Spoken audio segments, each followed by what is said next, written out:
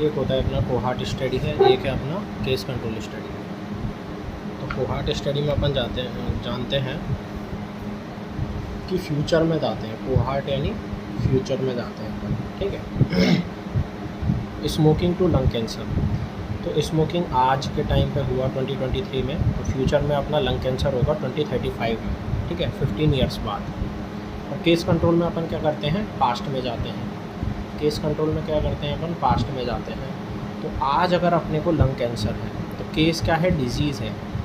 तो आज अपने को अगर डिजीज़ लंग कैंसर है 2023 में, तो अपन पास्ट में जाएंगे, उसके हिस्ट्री लेंगे कि उसे पूछेंगे कि तुमको स्मोकिंग थी क्या, या स्मोकिंग करते थे क्या तुम 2008 में।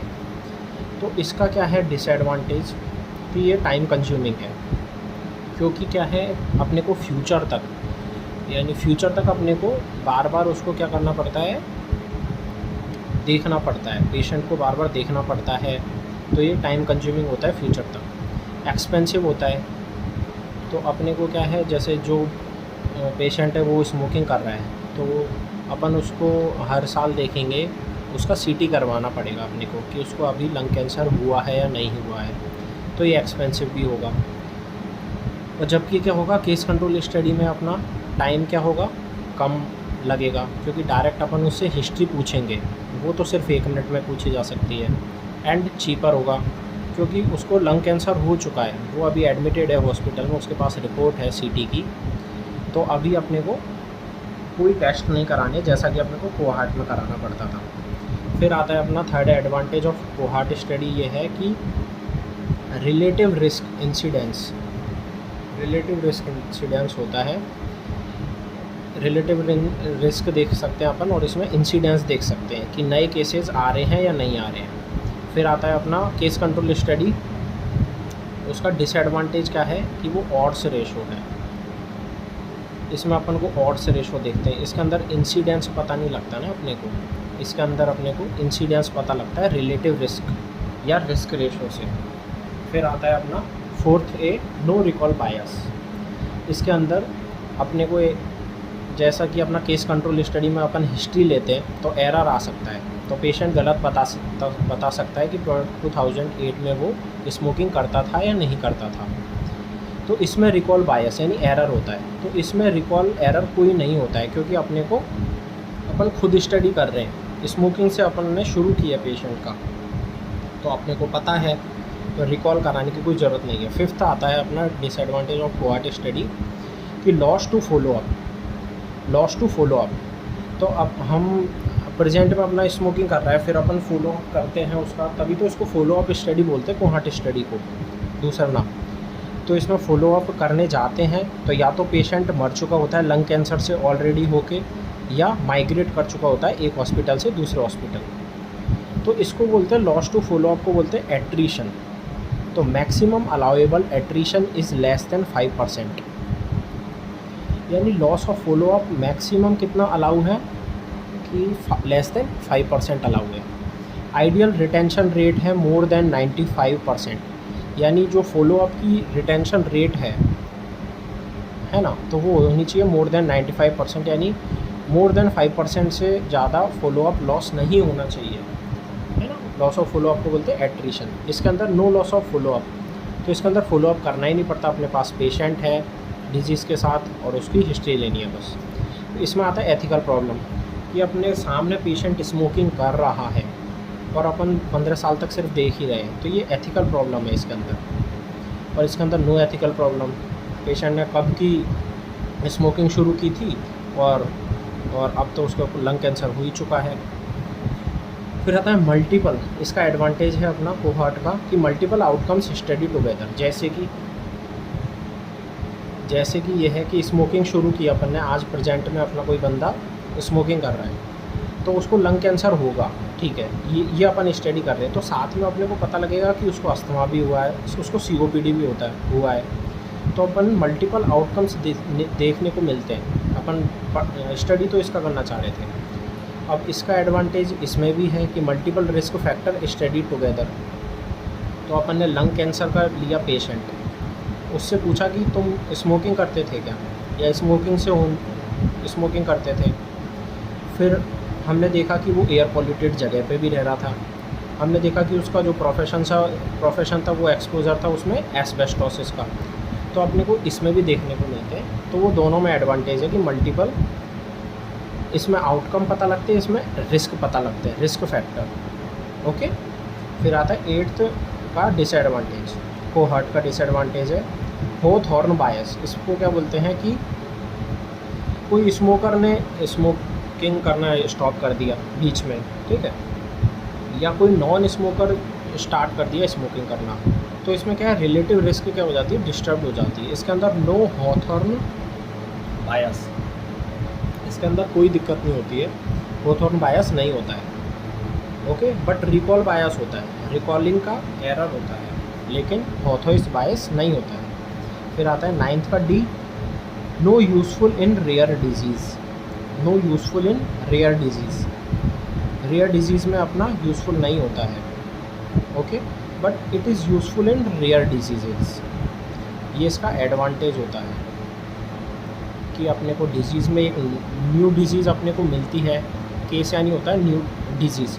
तो अपने को न्यू डिजीज़ का पेशेंट मिला, फिर अपन उसकी हिस्ट्री ले रहे हैं यहाँ पे, तो ये यूज़फुल होता है रेयर डिजीज़ का। तो अपन इसमें पहले से रिस्क फैक्टर है, तो अपन रेयर डिजीज़ का पता नहीं लगा पाएंगे ना कि वो इसी की वजह से हुई है जो हम स्टडी कर रहे हैं, जो रिस्क फैक्टर वो तो किसी की वजह से हो सकती है, इसलिए वो रेयर डिजीज़ है। अगर कोई भी चीज़ मेंशन नहीं की है तो सबसे अच्छा क्या है, cohort study is much more better than case control study. जबकि केस कंट्रोल स्टडी में ज़्यादा है एडवांटेज 1 2 3 4 5 6 7, और जबकि कोहॉर्ट में 1 2 3 ओनली 3 है एडवांटेज। लेकिन तभी भी अगर क्वेश्चन आएगा तो अपन कोहॉर्ट को इसलिए बेटर बताएंगे क्योंकि इसके अंदर रिलेटिव रिस्क जो है वो कम होता है, इंसिडेंस ज़्यादा होता है, इंसिडेंस अपने को देखने को मिलता है, और ये more accurate then the odds ratio होता है। फिर आता है अपना prospective cohort study and retrospective cohort study, case control study and mixed cohort study. Okay, देखो मिक्स्ड कोहॉर्ट स्टडी होता है अपना prospective cohort study and retrospective cohort study. तो पहले ये दोनों देखते हैं अपन, ठीक है। कोहॉर्ट स्टडी के 3 टाइप है, 1 2 एंड 3। तो कोहॉर्ट स्टडी में अपना क्या करते हैं, कोहॉर्ट होता है फ्यूचर में जाना, ठीक है। तो अपन स्मोकिंग से फ्यूचर में गए, लंग कैंसर हुआ 2038 में, तो इसमें अपने को इंसिडेंस देखने को मिलेगा, रिलेटिव रिस्क अपन देख सकते हैं। रिलेटिव रिस्क क्या होता था, expose divided by unexposed. And ये है अपना रेट्रोस्पेक्टिव कोहॉर्ट स्टडी। रेट्रोस्पेक्टिव यानी पीछे जाके फ्यूचर में जाना, रेट्रोस्पेक्टिव यानी पीछे जाके, यानी रेट्रोस्पेक्टिव को अपन बोल सकते हैं पास्ट और कोहॉर्ट को बोलते हैं अपन फ्यूचर बोल सकते हैं। तो पास्ट में जाके फ्यूचर में जाना, तो इसका मतलब ये है पास्ट में अपन आ गए हैं 2008 में, कोहॉर्ट सेम कि रिस्क फैक्टर से अपन को देखना है डिजीज़ की तरफ। तो smoking to lung cancer, okay.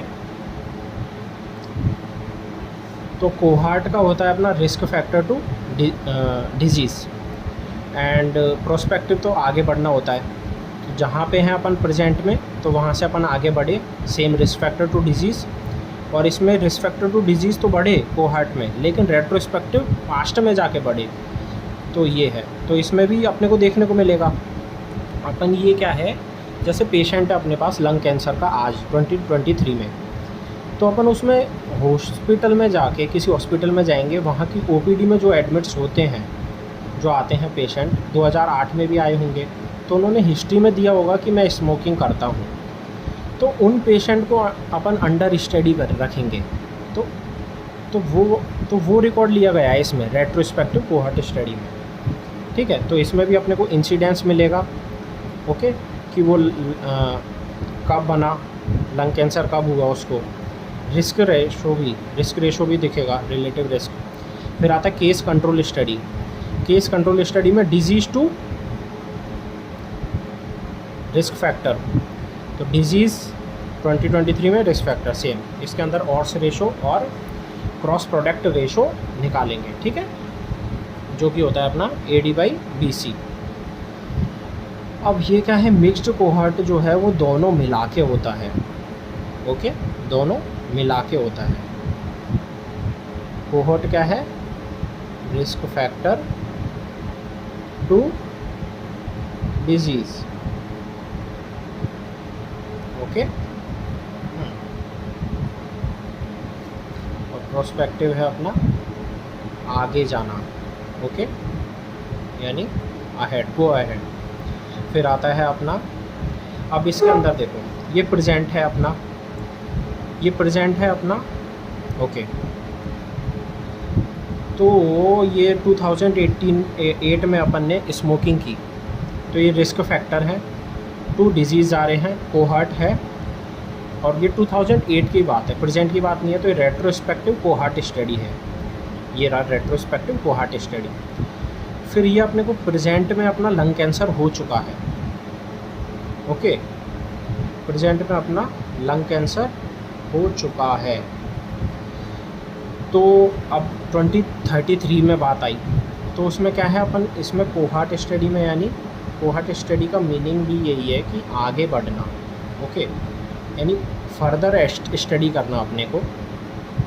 तो इसमें अपन ने फर्दर स्टडी की 23 से 33 में, तो अपना इसको बोलेंगे प्रोस्पेक्टिव कोहॉर्ट स्टडी, ओके, इसको बोलेंगे अपन प्रोस्पेक्टिव कोहॉर्ट स्टडी, ठीक है, ये याद रखना। फिर आता है nested case control study. Nested case control study में क्या होता है, studies for new and rare diseases, इसके अंदर न्यू एंड रेयर डिजीजेज़ के बारे में पढ़ा जाता है, केस यानी डिजीजेज़। स्टेम सेल बैंकिंग, इसका एग्जाम्पल है stem cell banking, stem cell banking. तो स्टेम सेल बैंकिंग, इसमें क्या लिया जाता है, न्यूबॉर्न होता है तो उसकी स्टेम सेल ली जाती है, फ्रीज़र में रखा जाता है अराउंड -20 में। तो फिर अगर उसको डिजीज़ हुआ at any as of life, तो अपन उसकी स्टडी करते हैं हिज और हिम, हर और हिम स्टेम सेल्स को। फिर अपन लेते हैं हिस्ट्री, लिया अपन ने, जैसे इतना बर्थ हुआ 2023 में 10,000 बर्थ्स हुए, ओके। फिर 5 साल बाद, ठीक है, 5 साल बाद, अब इन सारे बर्थ्स के तो अपन ने रख ही लिए हैं क्या, स्टेम सेल्स ले लिया है, यूरिन ले लिया है, एटसेट्रा ले लिया है, और हिस्ट्री भी ले ली है कि ये बच्चे कैसे पैदा हुए थे, मालनरिश तो नहीं थे, या कोई कॉम्प्लिकेशन आई थी प्रेगनेंसी में, ये सब कुछ हिस्ट्री ले लिया अपन ने, और स्टेम सेल्स भी ले लिए। फिर हमने देखा कि जब ये बड़े हुए बच्चे 5 साल 5 साल 5 साल 5 साल 23 से 43 में आए, तो इनमें क्या हुआ कि 50 न्यू केसेस आए अपने को, 50 न्यू केसेस आए यानी किसी डिजीज़ के।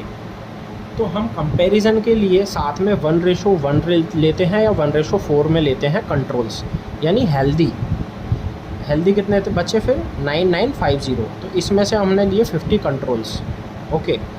फिर हम क्या करेंगे, न्यू के जो डिजीज़ वाले जो चाइल्ड हैं और जो हेल्दी वाले चाइल्ड हैं, तो स्टडी करेंगे अपन, देखेंगे कि उनकी हिस्ट्री क्या थी, कि ऐसा हिस्ट्री में क्या दिक्कत था उन होने वाले 50 डिजीज़ चाइल्ड में, कि उनको डिजीज़ हुई और इनको नहीं हुई, तो वो हम हिस्ट्री देखेंगे। तो इसमें क्या किया अपन ने, केस यानी डिजीज़ से लेके अपन रिस्क फैक्टर देख रहे हैं, तो ये हुआ केस कंट्रोल स्टडी, ओके। अब ये 23 to 2043 में देखा है, यानी इतना लंबा ये स्टडी किया है अपन ने, ठीक है, इतने लंबे टाइम ड्यूरेशन था। तो ये स्मॉल केस कंट्रोल स्टडी है। तो ये क्या है, कितने से, यानी सिर्फ 50 इंडिविजुअल्स वो हुए थे ना इफेक्ट, कितने में से, 10,000 में से। तो ये स्मॉल केस कंट्रोल स्टडी है, जो कि नेस्टेड बंद है इन्हें big cohort study. Cohort study क्या है कि वो रिस्क फैक्टर तो पहले से ही रिस्क फैक्टर जो है, यानी उनको पहले ही हो चुका था बर्थ में, फिर बाद में हमको पता लगा कि उनको डिजीज़ हुआ है, तो ये तो कोहार्ट स्टडी चल रहा है। लेकिन हमने पता कैसे लगाया है कि वो डिजीज़ किस कारण से हुआ है, वो है केस कंट्रोल स्टडी। तो हम एक small case control study nested in a big cohort study 2023 से 2043 में। तो मेनली क्या है, ये कोहार्ट स्टडी है, इसको बोलते हैं, देखो कोहार्ट स्टडी का दूसरा नाम भी है जो कि एग्ज़ाम में आया है, वो है टेम्पोरैलिटी। ये याद रखो, टेम्पोरैलिटी। जैसे प्रोस्पेक्टिव कोहार्ट स्टडी है बोलते हैं, ठीक है। केस कंट्रोल को बोलते हैं रेट्रोस्पेक्टिव, ओके, रेट्रोस्पेक्टिव स्टडी बोलते हैं केस कंट्रोल को। तो कोहार्ट का जो प्रोस्पेक्टिव स्टडी है, जैसे उसके काफ़ी नाम, अलग अलग नाम है जो मैंने पिछली वीडियो में बताए हैं, तो उसका एक और नाम और है टेम्पोरैलिटी। फिर हम डिफरेंस पता लगाते हैं कि क्या है क्या नहीं है difference, okay. Present at the start of the study, देखो एक एक्सपोजर है, एक आउटकम है। अपन स्टार्ट कर रहे हैं अभी स्टडी का, प्रोस्पेक्टिव कोहार्ट स्टडी। प्रोस्पेक्टिव यानी आगे की तरफ जाना, कोहार्ट स्टडी, ओके। यानी हम एक्सपोजर में क्या है, स्मोकिंग प्रेजेंट है और आउटकम में डिजीज़ अभी नहीं पता, क्योंकि हमने अभी स्टार्ट की है ना ये risk factor, cohort study risk factor हमने स्मोकिंग वाले पेशेंट अभी लिए हैं प्रेजेंट में, तभी तो वो प्रोस्पेक्टिव है, ओके। अगर वो रेट्रोस्पेक्टिव होती तो उसमें पहले से ही एक्सपोजर होता तो आउटकम में अपने को लंग कैंसर मिलता, लेकिन ये प्रोस्पेक्टिव है। तो हमने अभी स्टार्ट की है कोहार्ट स्टडी जिसमें एक्सपोजर स्मोकिंग का है, लेकिन लंग कैंसर अपने को आने वाले सालों में पता लगेगा। फिर आता है case control study. Case control study में है अपने को एक्सपोजर। केस कंट्रोल स्टडी में कैसे जा रहे हैं, आउटकम है अपने पास लंग कैंसर, ठीक है। तो उस पेशेंट से अपन हिस्ट्री ले रहे हैं एक्सपोजर की, तो ये दोनों थे, ठीक है। At the start of the study, जब हमने स्टार्ट की स्टडी तो तब दोनों थे, लंग कैंसर भी था पेशेंट को और उसके पास उसने एक्सपोजर भी कर रखा था स्मोकिंग का। फिर आता है रेट्रोस्पेक्टिव कोहार्ट। रेट्रोस्पेक्टिव कोहार्ट क्या है, हम पिछले हॉस्पिटल या ओपीडी में आए, पिछले सालों में हॉस्पिटल या ओपीडी में आए पेशेंट की एक्सपोजर देख रहे थे कि वो स्मोकिंग करते हैं या नहीं, ठीक है। और प्रेजेंट में आए थे अपन जैसे 2023 में कि उनको लंग कैंसर हुआ है, ओके। तो ये हमने दोनों थे तब जब हमने स्टडी शुरू की, at the time of study, okay, at the time of study. तो इन दोनों में क्या है, डिफरेंस इज डायरेक्शन। तो इसके अंदर लंग कैंसर पेशेंट से पूछा गया, हिस्ट्री ली गई, और इसके अंदर कि हाँ, तो देखो इसमें मिक्स्ड कोहार्ट में हमने पहले रिकॉर्ड में गए, देखा कि पेशेंट स्मोकिंग कर रहा है, ठीक है। तो हम प्रेजेंट में देखा, फिर हमने आके कि उसको लंग कैंसर हो चुका है। तो फिर ये तो हुआ रेट्रोस्पेक्टिव कोहार्ट स्टडी। फिर हमने प्रोस्पेक्टिव कोहार्ट स्टडी की, फिर उसमें हमको पता लगाया कि लंग कैंसर और बड़ा है किस फ्रीक्वेंसी से, ठीक है। फिर आता है नेस्टेड केस कंट्रोल में। तो हमको क्या है, ये न्यू एंड रेयर डिजीज़ का देखने, इसमें न्यू और रेयर डिसीजेज़ देखते हैं अपन, ठीक है।